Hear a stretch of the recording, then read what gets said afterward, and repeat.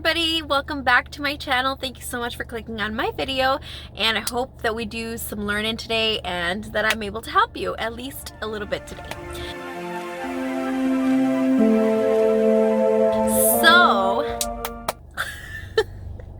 today I wanted to make a video about how to calculate like your macros and your calories that you should be eating every day, because a lot of people do get confused about this, and I am not a nutritionist, I am not a dietitian, I am not any type of like anything. I am just literally sharing what I have learned, and I've done I've done obviously my own research, and then I've also done a workshop by Gauge Girl Training. Highly recommend her. I love her content, and I think she is so helpful. There's so many resources out there that she gives, and she's just an amazing person. Like, I fully recommend her. She just comes off very kind and very knowledgeable, and I trust her. So I don't know her either, and but I'm just saying.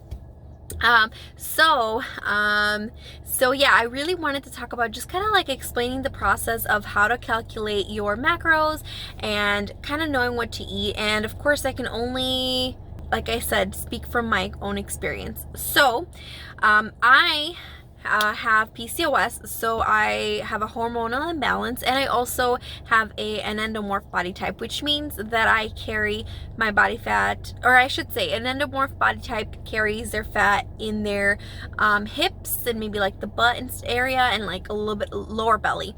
So it could be like that area, just lower belly area, or hips, butt, legs type of thing.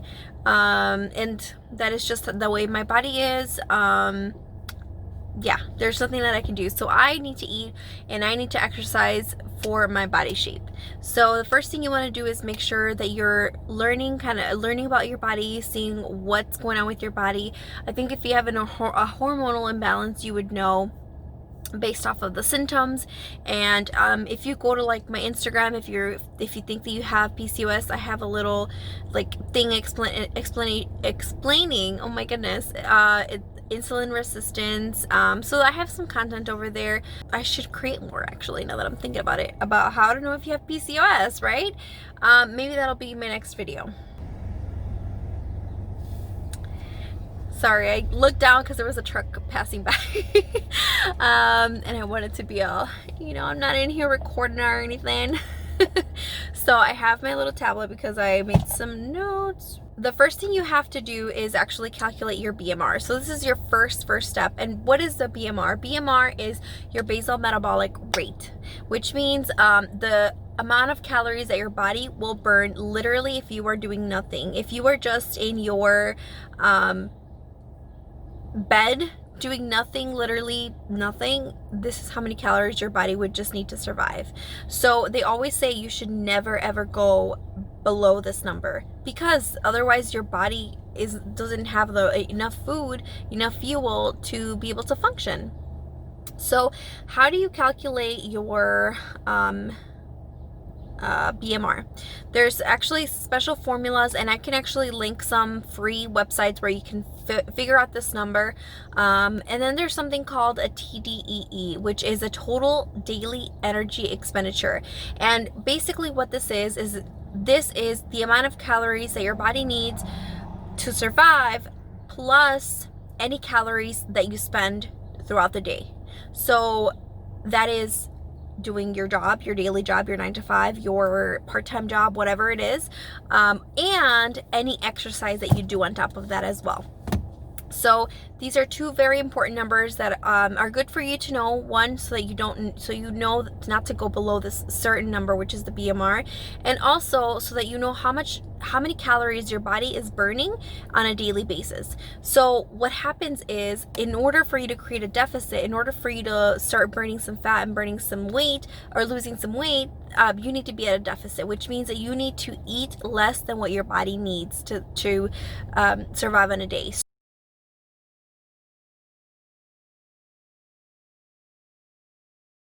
So we need to make sure that your organs are functioning, but you're still eating less than what your body actually needs. And this is how you can start seeing you losing some weight. And of course, there's so many other factors that could stall your progress, like sleep, stress, and things like that. Those are all things that you do want to take into consideration. So in order to calculate your TDEE, you want to know how active you are, right? So there's sedentary, and I have some notes here. So there's sedentary, there's people who are lightly active, moderately active, active, very active, and then you're like a full-on athlete. So somebody who's maybe not exercising and sitting at a desk all day would be sedentary. There's somebody who that's most of what they do. Lightly active would maybe be somebody who's sedentary, but like goes on walks and every day, or not even every day, maybe like twice a week or something.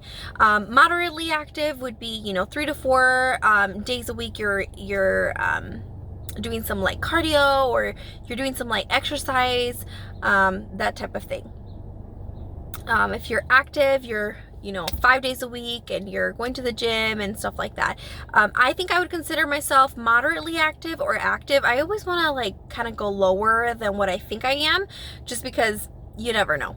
And then you could always, so the thing about when you're calculating your calories and your macros is you can always play around with it. Just because this online calculator told you the specific number doesn't mean that that's going to be correct, right? Because I may weigh a certain number, but I may have muscle versus another person who weighs the same as me, who has mostly fat. And so that's going to make a huge difference. So if you don't know your body fat percentage, then you can try it out for a week and then assess the situation, see if you need to lower your calories or whatnot. Once you find out what your TDEE is, you need to make sure that there's a deficit. Lowering your daily calories by 500 will help you lose 1 pound each week. Why? Because 1 pound is equal to 3,500 calories. So if you are creating a deficit of 500 calories, which means 500 calories under your TDEE, then that should create a 1 pound loss.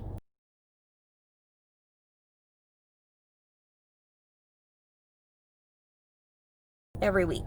Now, if your TDEE is inaccurate, maybe you put in the wrong activity level, maybe you had a lot of water weight, or whatever the case may be, you can always change it. If there's not enough of a gap between your total daily energy expenditure, your TDEE, and your BMR, you can always do less than 500.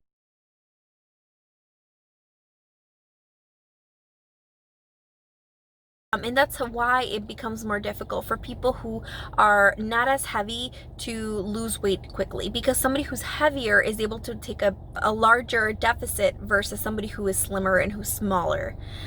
So hopefully that makes sense.